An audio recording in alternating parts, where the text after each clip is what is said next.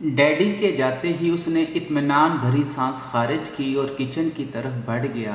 Fridge से पानी की बोतल निकाल कर मुंह को लगाई। पानी पीने के बाद आसाब कुछ नॉर्मल हुए तो जहन सामने खड़ी लड़की की जानिब मतवज्जो हुआ, जो अब भी बेयकीनी से मुंह खोले उसे देख रही थी। बैठ जाएं इधर, अब खड़ी खड़ी बेहोश ना हो जाना। आपने क्यों किया ये सब? क्या किया है मैंने? आपने झूठ क्यों बोला अपने डैडी से? तो और क्या करता, बता देता। क्या कहाँ से लाया था आपको? क्या जवाब देता? क्यों हैं आप यहाँ पे? उसकी बात पे वो खामोश हो गई। मैं उस जगह से आपको किसी गलत नीयत से हरगिज़ नहीं लाया था, मगर ये बात सिर्फ आप और मैं ही जानते हैं, दुनिया नहीं जानती। अभी सिर्फ डैडी को पता चला है, आहिस्ता आहिस्ता सबको पता चल जाएगा।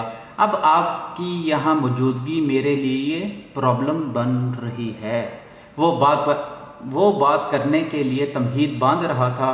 अदन की सांस सीने में अटक गई। फिर क्या होगा अब? आई कैन हैंडल 10 मीटर अगर आप मेरा साथ दें तो।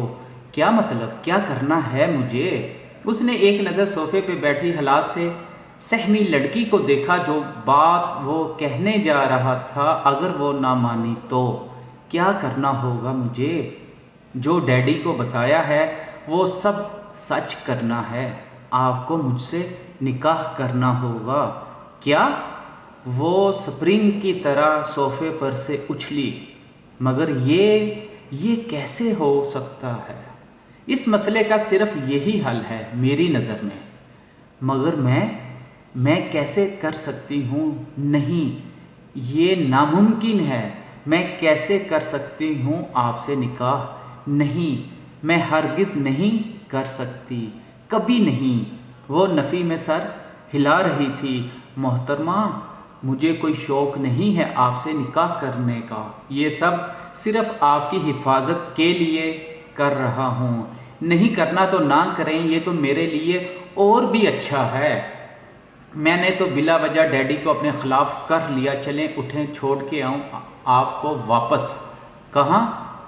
कहाँ छोड़ के आना है मुझे? जहाँ से लाया था। और कहाँ? उठें, जल्दी करें, मेरे पास टाइम कम है। नहीं, हरगिज़ नहीं, मैं वहाँ कभी वापस नहीं जा सकती। तो आप कर क्या सकती हैं वो बता दें। निकाह आप मुझसे कर नहीं सकती, वापस आप जाना नहीं चाहती। यहाँ बगैर किसी रिश्ते के मैं आपको नहीं रख सकता। सो बताइए क्या करूँ मैं? देखिए, मैं यहाँ आपको मज़ीद नहीं रख सकता। आहिस्ता आहिस्ता मेरे सर्कल में ये बात फैल जाएगी और फ़िलहाल तो मैं कोई स्कैंडल अफोर्ड करने की पोजीशन में नहीं हूँ। अभी तो डैडी चले गए हैं, मगर उनका कोई पता नहीं, हो सकता है वो मम्मी को लेने गए हों और कुछ देर बाद वो दोबारा यहाँ पे हल्ला बोल दें। सो अब ये सब ज़रूरी हो चुका है। आपके पास सिर्फ 2 ऑप्शन हैं। फर्स्ट ये कि आप मुझसे निकाह कर लें, फिर आप यहीं पर रहेंगी, मेरी ज़िम्मेदारी होगी। आपके हर अच्छे बुरे का ज़िम्मा मेरा होगा। और दूसरी सूरत ये है कि मैं आपको वहीं छोड़ आऊँ जहाँ से लाया था, क्योंकि मैं ये सब अफोर्ड नहीं कर सकता। हालांकि मैं नहीं चाहता आप वापस उस दलदल में पहुँच जाएं जहाँ से निकलने का दोबारा कोई रास्ता नहीं मिलेगा। ज़रूरी नहीं है हर बार कोई दाइम तलाल आकर आपको बचा ले। वहाँ जाने की सूरत में क्या होगा ये आप मुझसे बेहतर जानती हैं। फिर भी मैं अपना कोई फ़ैसला आप पर नहीं थोपना चाहता। आखिरी फ़ैसला आप ही का होगा, जो ठीक लगे वो बताएं। 5 मिनट हैं आपके पास, जल्दी से फ़ैसला करें, मैं यहीं बैठा हूँ। वो आराम से टांग पे टांग रखे सोफ़े की बैक से टेक लगाकर अब फैसले का इंतज़ार कर रहा था। अदन के आंसू आंखों में ही ठठक गए। वो सारी राहें मसदूर करके अब फैसले की दौड़ उसके हाथ में थमा चुका था। वो नज़रों में बेयकीनी लिए उसे देख रही थी। तभी दाइम के मोबाइल की बीप हुई। अली का मैसेज था, अगर काम नहीं बना तो दोबारा फ़ोन कर। 2-4 और डायलॉग मेरे जहन में आ चुके हैं। ऐसी ऐसी बातें कहूँगा, डैडी बेचारों को तेरे वलीमे की फ़िक्र پڑ جائے گی۔ علی کے میسج پہ وہ اپنا کہا نہ روک سکا، آئی لو یو سو مچ۔ اس نے علی کو رپلائی دے کر فون سائیڈ پر رکھ دیا۔ آپ بجائے مجھے ایسے دیکھنے کے ہر پہلو پر غور کر لیں، 5 میں سے 2 منٹ تو گزر ہی چکے ہیں۔ اگر آپ نے کوئی جواب نہ دیا تو میں یہی سمجھوں گا کہ آپ نے سیکنڈ آپشن چوز کر لیا ہے۔ اس کے بولنے پر عدن کو واقعی ہوش آ گیا۔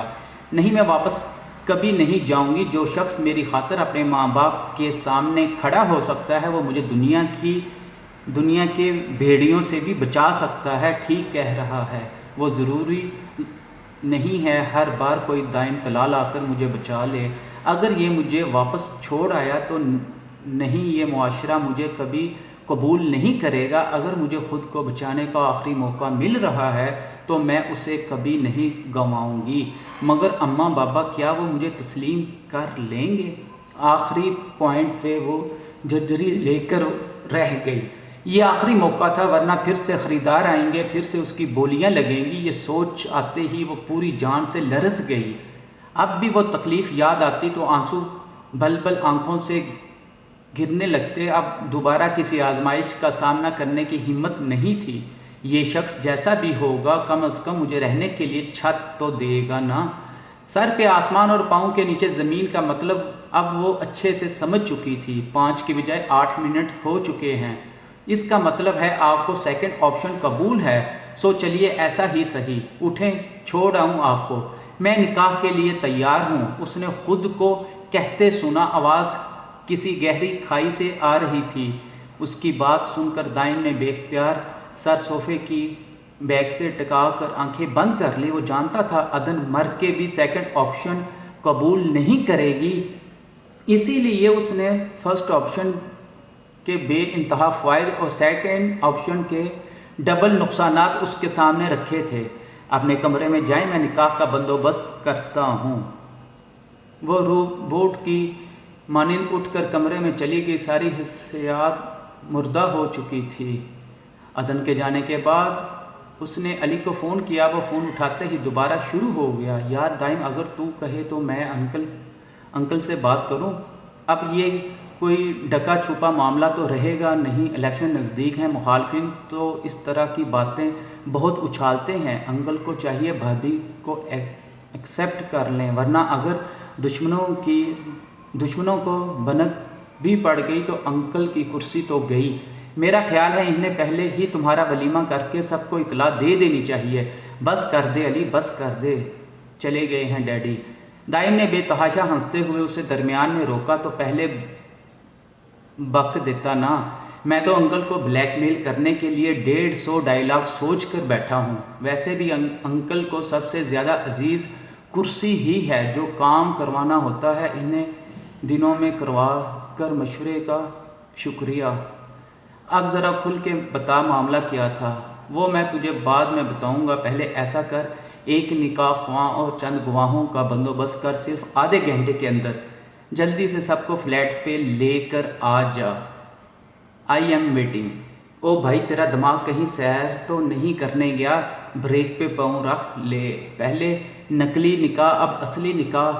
تو بتاتا کیوں نہیں ہے؟ مسئلہ کیا ہے تیرا؟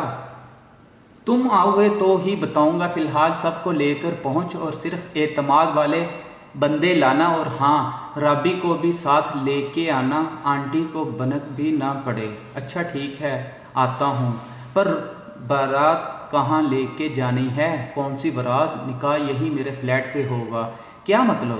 دلہن پہلے سے ہی موجود ہے کیا؟ او مائی گاڈ دائم طلال آج تو میرے دل کے چاروں خانوں سے اتر گیا ہے۔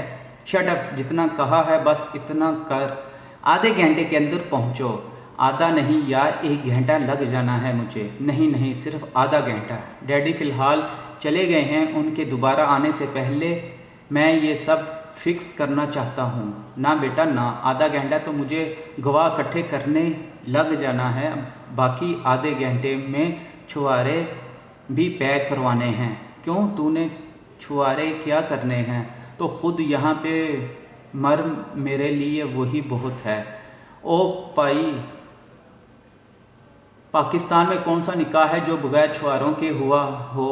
کم از کم तू सूखे मुंह तेरे गवाहों वाले खाने में दस्तखत नहीं कर सकता, और मेरे पास जो गवाह हैं ना, जब तक इन्हें 2 छुहारों के थैलियाँ ना मिलने वो किसी सूरत गवाही नहीं देंगे।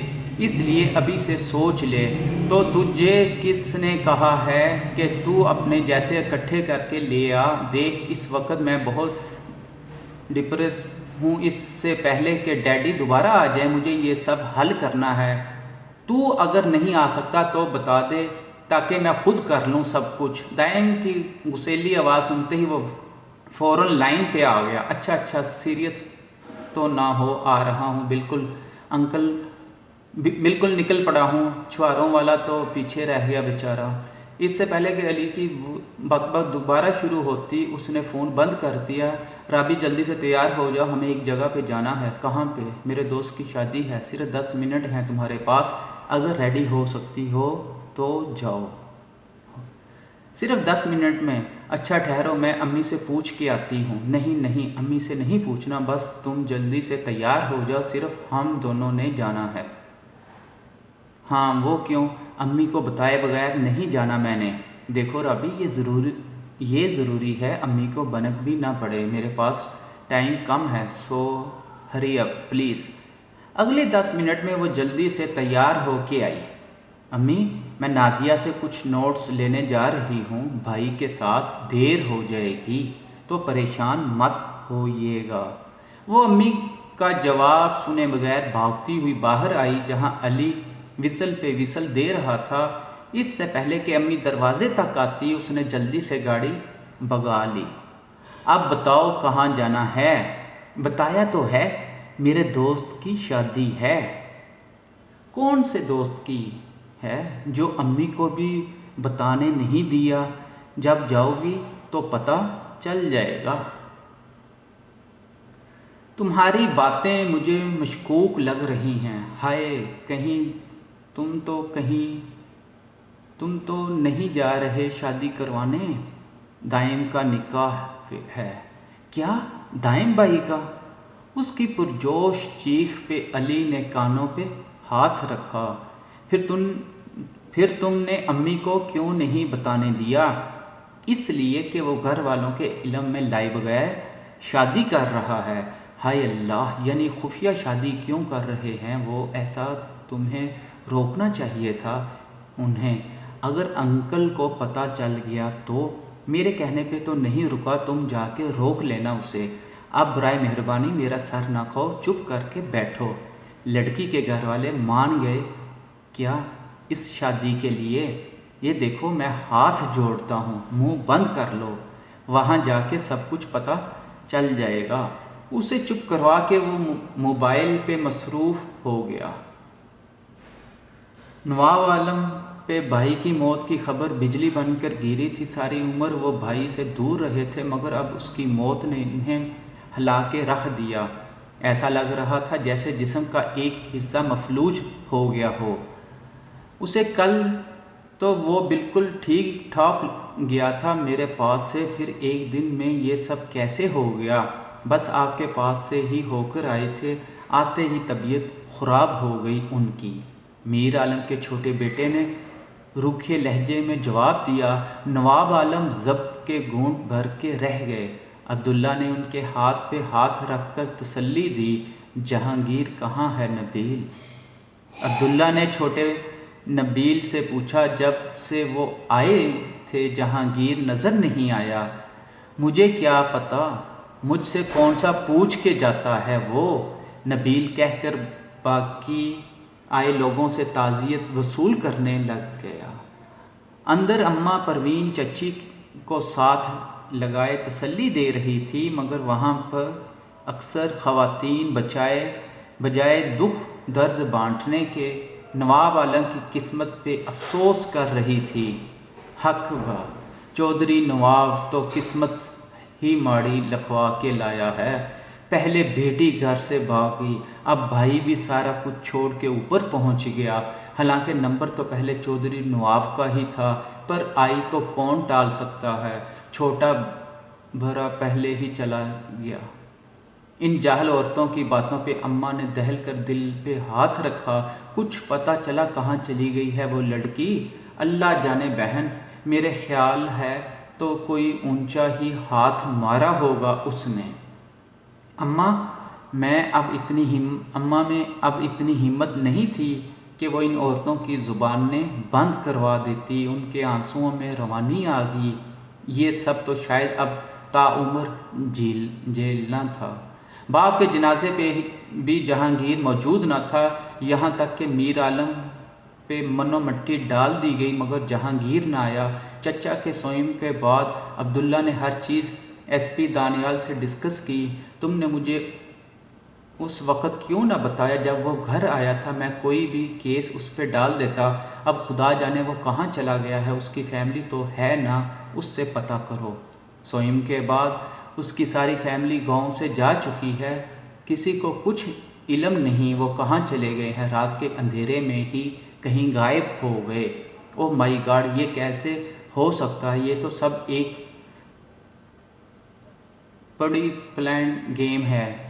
دانیال تم کسی بھی طریقے سے اس کا پتہ چلاؤ، صرف ایک ہی تو سراغ تھا، اب وہ بھی ہاتھ سے نکل گیا ہے۔